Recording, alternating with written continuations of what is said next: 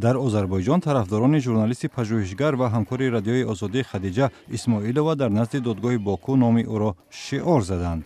پلیس ژورنالیستان و فعالان را از شرکت در روز اول مرافعه اسماعیلووا منع کرد. خدیجه اسماعیلووا که اساساً درباره فساد در آذربایجان گزارش می‌نوشت، با تخلفات مالی، سرپیچی از پرداخت انداز و سوء استفاده از مقام عیبدار می‌شود. فعالان حقوق و دولت‌های غرب بازداشت او را محکوم می‌کنند. اسماعیلووا ماه دکبر سال 2014 دستگیر شده بود. مرافعه پرونده او روز 7 آگوست از سر گرفته می‌شود.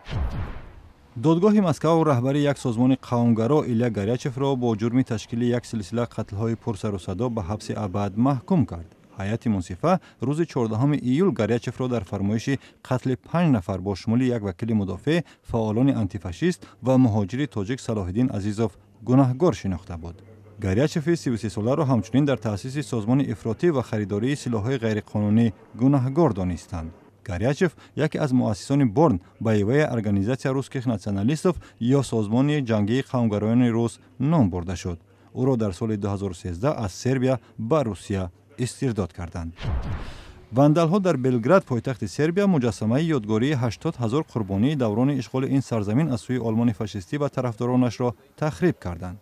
آنها با رنگ در روی این یادگاری سواستیکاهای فاشیستی و رمزهای قومگرایان سرب را کشیده نام یک باشگاه محلی مخلصان فوتبال را نوشتند. شهردار بلگراد سینیتسا مالی از مکان این مجسمه در حال بازدید کرد که یک دسته کارگران آثار گرافیتی های کشیده شده را از آن پاک می‌کردند.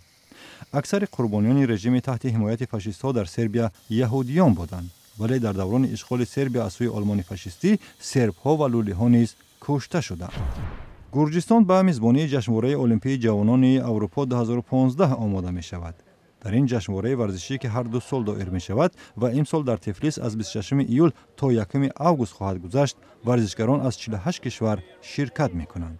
پرزیدنت کمیته های المپیک اروپا پاتریک هیکی از روستای المپیک تفلیس بازدید کرد.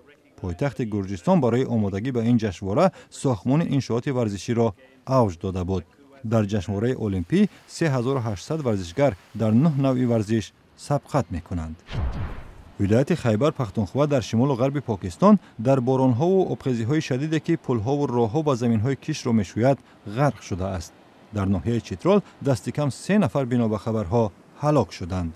از ولایت‌های بلوچستان و پنجاب درباره دست کم 10 قربانی دیگر گزارش شده است.